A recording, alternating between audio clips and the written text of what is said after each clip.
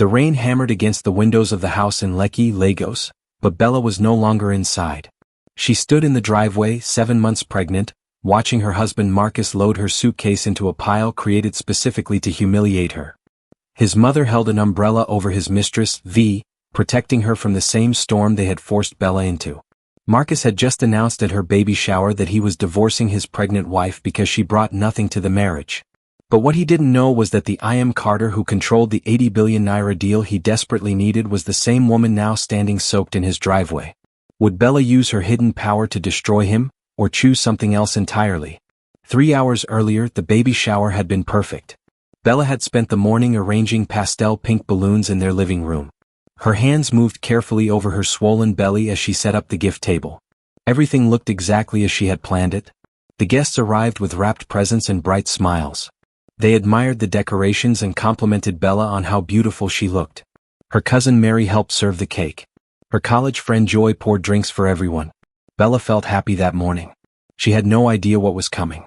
She had no idea that her entire world was about to shatter in front of 30 witnesses with their phones ready to record. When Marcus walked through the door, Bella smiled at him. But he was not alone. V clung to his arm like an expensive accessory. The guests noticed first and their whispers started immediately. Then Bella saw her mother-in-law Patience's face twist into something that looked like victory. Finally, she noticed the white folder Marcus carried. It looked official and crisp. Marcus walked straight to the gift table and placed the folder directly on top of the cake. The cake Bella had ordered from the same bakery where they had gotten their wedding cake 3 years ago. "I think everyone should hear this," Marcus announced.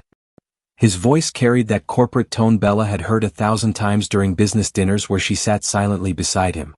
The room fell into the kind of silence that comes before disaster. But Bella remained still. She watched and waited. Years of sitting in boardrooms had taught her that the person who reacts first loses the negotiation. "I'm filing for divorce today, right now," Marcus said clearly. "Bella brought nothing to this marriage and I'm done pretending otherwise." The guests gasped. Some grabbed their phones to record. But what struck Bella most was how rehearsed Marcus's speech sounded. As if he had practiced these words in the mirror, perfecting his delivery. V smiled then. It was a slow, satisfied smile that revealed this wasn't spontaneous cruelty but carefully planned destruction. Then Patience actually started clapping. Her jewelry clinked with each collision of her palms. The sound was horrible against the backdrop of baby decorations and unopened gifts meant for a child who would now grow up in a broken home. "Sign them," Marcus commanded, sliding the divorce papers across the table. Bella looked down at the documents that legally ended her marriage. In the same moment she was supposed to be celebrating new beginnings. She thought about the irony. How she had signed the merger documents for Thompson Tech just yesterday under her maiden name. How Marcus had been sending her company emails begging for a meeting. How the signature he wanted now would be worthless compared to the one he actually needed but would never receive. Instead of signing, she looked up at him. Really looked at him. And for the first time in 3 years she saw him clearly. A man so obsessed with appearances that he had married a woman he never bothered to know. "Where am I supposed to go?" she asked quietly. The question wasn't about logistics.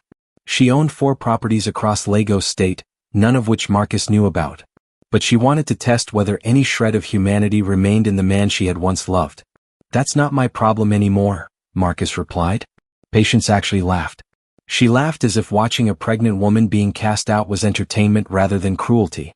"V's moving in tonight," Marcus continued. "We've already cleared out your closet." The guests started leaving then. Some paused to whisper apologies Bella didn't want. Others simply fled the discomfort of witnessing someone else's destruction. But a few stayed. Her cousin Mary. Her college roommate Joy. Her former professor Dr. Williams who had introduced her to her grandfather's business partner all those years ago. Their presence reminded Bella of something crucial. She had built a life beyond this marriage. She had cultivated relationships Marcus knew nothing about. She had created a professional identity so separate from Mrs. Thompson that her own husband had been negotiating with her for months without recognizing her voice on conference calls. "Pack a bag," Marcus said, gesturing toward the stairs. "Actually, I already packed for you. Your suitcase is by the door." Bella walked to the entryway. Her movements were slow and deliberate despite the chaos erupting in her chest. She saw the suitcase, the expensive luggage Marcus had bought her for their honeymoon, stuffed so carelessly that clothes spilled from the zipper. Inside, she knew, would be none of the things that actually mattered. Not her grandfather's watch. Not her mother's rosary. Not the flash drive containing every business document she had ever signed. Those items lived in her office downtown in Victoria Island. In the building Marcus had driven past 100 times without realizing his wife's name was on the deed. "Take it and go," Marcus commanded. When Bella reached for the handle, he grabbed the suitcase himself. He yanked open the front door and threw it into the driveway where rain had been falling steadily for the past hour. The suitcase burst open on impact. Her clothes spread across the wet concrete like casualties of war. And that image, her possessions drowning in puddles while her husband's mistress laughed from the window, would become the last memory she would have of the home she had actually been paying the mortgage on for 18 months. What Marcus didn't know was that Isabella's mind had already traveled back 18 months. To the day everything changed. The day her grandfather Matthew Carter had died and left her an empire Marcus would never understand. Bella stood in the rain, but her mind traveled back 18 months. To the day everything changed. The day her grandfather Matthew Carter had died and left her an empire Marcus would never understand. She remembered sitting in the attorney's office, 7 weeks pregnant though she didn't know it yet. She listened to the lawyer read terms that transformed her from a woman playing housewife into one of the most powerful technology investors in the country. Marcus had been in Abuja that week closing what he called the deal of his career. But the deal that actually mattered was happening in a conference room he would never see, with attorneys who knew her by a name he had never asked about. "Your grandfather was very specific in his instructions," the attorney had explained. He slid documents across the mahogany table. "He wanted you to inherit his shares in Meridian Global Industries, but only under certain conditions designed to protect you. Those conditions included maintaining her maiden name in all business dealings, keeping her board position confidential from anyone not directly involved in company operations, and most importantly, ensuring that any spouse she married would have zero claim to assets acquired through inheritance." Matthew had watched Bella marry Marcus 2 years earlier and had said nothing at the wedding, but he had updated his will the following week, adding clauses that suggested he had seen something in Marcus that Bella had been too in love to notice. The memory shifted then, pulling her back further, to the night she had met Marcus 4 years ago at the Tech Innovation Summit in Port Harcourt. She had been the keynote speaker that evening, delivering a presentation on sustainable technology investments. Her speech had earned her a standing ovation from 1,500 industry leaders. But Marcus had approached her at the hotel bar hours later, apparently unaware of who she was.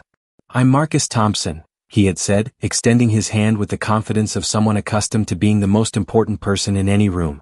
"I couldn't help but notice you from across the bar. Are you here with someone from the conference?" Bella had paused then, weighing her response. This happened sometimes. Men who saw her as decoration rather than competition, who assumed her presence at industry events meant she was someone's assistant or date rather than a decision maker.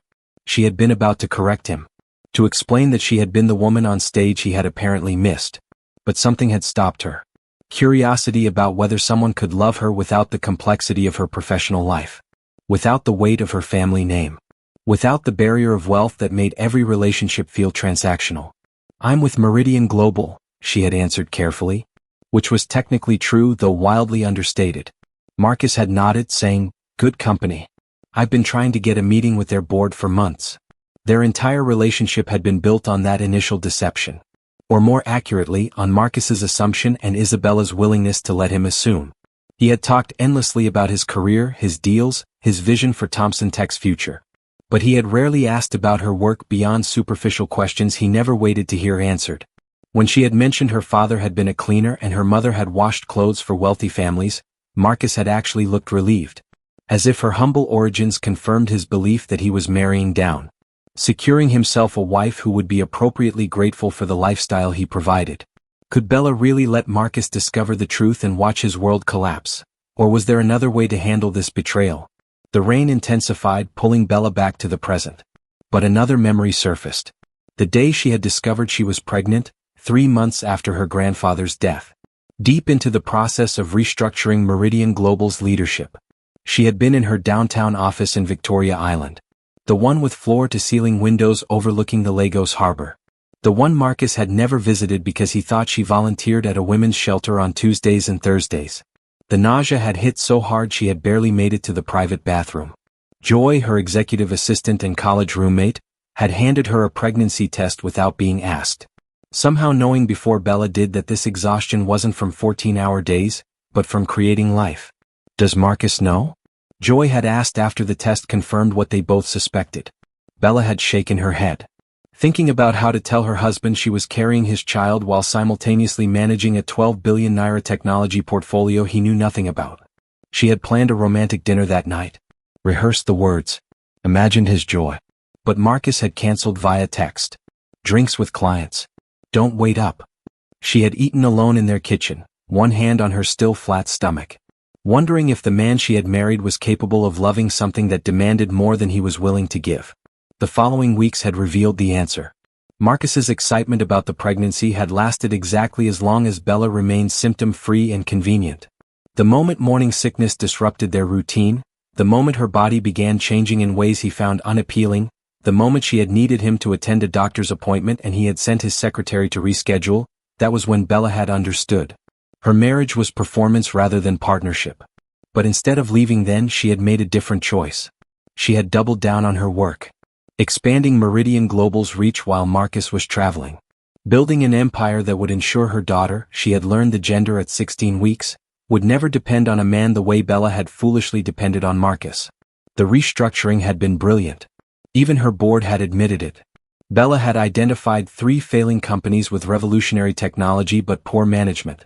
She had orchestrated acquisitions that everyone else thought were overpriced. And she had installed leadership teams that transformed those companies into industry leaders within months. One of those companies had technology Marcus's Thompson Tech desperately needed. A proprietary encryption system that would make or break his 80 billion naira merger with Global Tech Industries. But Marcus had been so focused on trying to meet with I.M. Carter through formal channels that he had never noticed his wife took conference calls in her office. Never realized the voice on those calls belonged to the woman serving his dinner. Mrs. Thompson, a voice cut through the rain and the memories. Bella turned to see Patience standing on the porch. Umbrella extended over V, who was now wearing Isabella's silk robe. The one Isabella's mother had embroidered with her initials during the last months of her life. Are you still here? Patience asked. Marcus wants you off the property before the neighbors start talking. Bella looked at her mother-in-law. This woman who had laughed while her pregnant daughter-in-law was cast into a storm. She felt something shift inside her chest. Something that wasn't anger or even hurt, but clarity. Tell Marcus, she said quietly, her voice steady despite the rain soaking through her dress, that I'll be gone in 60 seconds. But tell him also to check his email Monday morning. Patience's face twisted in confusion, but V leaned forward, interested now. What does that mean? What email?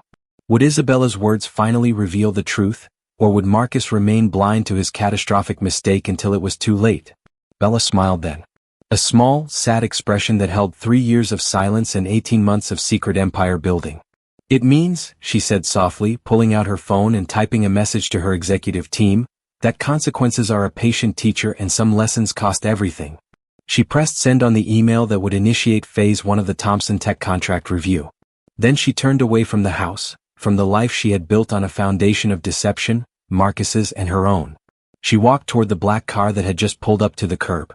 The car with Meridian Global Industries discreetly embossed on the door panel. Mary, her cousin and company vice president, stepped out with an umbrella. But Bella waved it away, letting the rain wash over her like a baptism. Like the physical manifestation of everything she was shedding. The pretense, the smallness, the version of herself that had believed love required hiding. Marcus Thompson had never felt more powerful than he did Saturday night.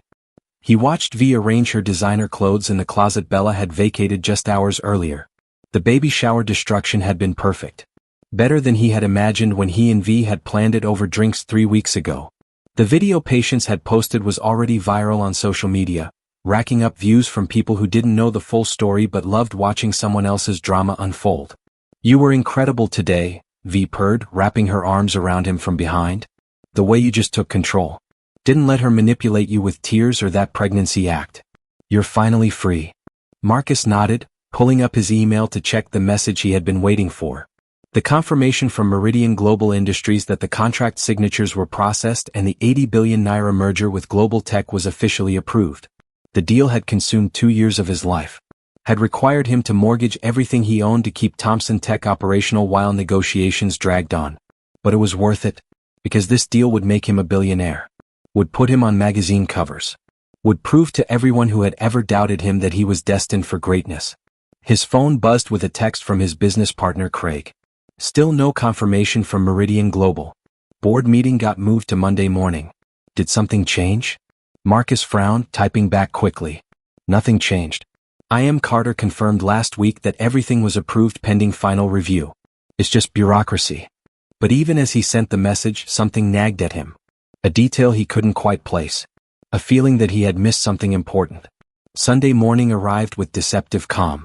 Marcus woke to the smell of coffee and the sight of V scrolling through her phone, laughing at comments on Patience's viral video. People are saying she probably deserved it, V said, showing him particularly cruel comments from strangers. They're saying she was clearly using you, that she probably trapped you with the pregnancy. Marcus felt a flicker of something. Not quite remorse but proximity to it. Remembering how excited Bella had been when she told him she was pregnant. How she had made his favorite jollof rice and worn a dress he had once said he loved. But the memory was uncomfortable, so he buried it. Focusing instead on the narrative he and V had constructed. Bella had been dead weight. A woman with no ambition who had wanted nothing more than to be a housewife. What would Monday morning bring for Marcus, and would he finally understand what he had lost?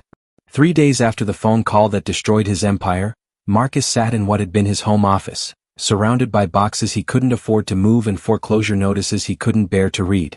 The house he had thrown Bella out of with such confidence, had never been his at all. His attorney had confirmed this with barely concealed disgust after reviewing the actual property deed. Bella had purchased it 18 months ago under her maiden name, had been paying the mortgage from accounts Marcus never knew existed, and had every legal right to reclaim it immediately. V had left on Tuesday, exactly 48 hours after the merger collapsed. She had taken the jewelry he had bought her on credit cards he couldn't pay, and left a note that said, "You told me you were successful. You told me she was the problem. You lied about everything." Patience had stopped answering his calls after discovering the condo she lived in was also owned by Isabella. Craig had dissolved their partnership, and by Thursday morning, Thompson Tech had filed for bankruptcy with Marcus walking away with nothing but debt and humiliation.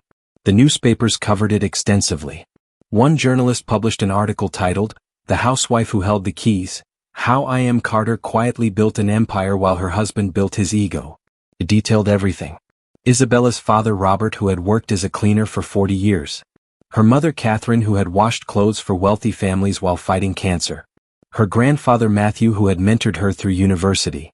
The article revealed that Bella had been paying 70% of their household expenses for 18 months. Had been covering his business loans. Had been the anonymous investor keeping Thompson Tech operational. Every luxury he had believed he provided had been funded by the woman he had accused of bringing nothing to the marriage. Friday afternoon arrived with the sound of a car door closing. Marcus looked out the window and saw Bella emerging from a black sedan, 7 months pregnant and more composed than he had ever seen her. She was accompanied by Mary and Joy. Marcus met them at the door, unable to speak. Bella looked at him with pity mixed with exhaustion. "I'm not here to gloat," she said quietly, her hand resting protectively on her belly. "I'm here because my daughter deserves better than a father who only contacts her when he needs something. And I'm here to tell you what happens next." They sat on the porch. "The house is mine," Bella began, her voice steady and businesslike. "But I'm not going to force you out immediately. You have 90 days to find alternative housing. The mortgage will be paid during that time. Consider it a gift for our daughter, not for you." Marcus tried to speak, to apologize, to beg. But Bella held up her hand. "I'm not finished. Thompson Tech is gone. Your partnership with Craig is dissolved, and your reputation in this industry is effectively destroyed. Those are consequences of your choices, and I won't apologize for protecting my company from someone who treats people the way you treated me." She paused. "But I'm also not going to pursue you for the money you owe me. The loans I covered, the expenses I paid, the investments I made in your company. Consider them written off. Not because you deserve forgiveness, but because my daughter deserves a father who isn't drowning in debt so deep he can't function." Joy handed Bella a document. "This is a custody agreement my attorney prepared. You'll have rights to see your daughter when she's born, supervised at first until you demonstrate stability. But I expect you to be present in her life in meaningful ways. She didn't choose her parents and she shouldn't suffer because we failed each other." "Why?" Marcus managed to ask, his voice barely audible. "Why are you being kind after what I did?" Bella was quiet for a long moment.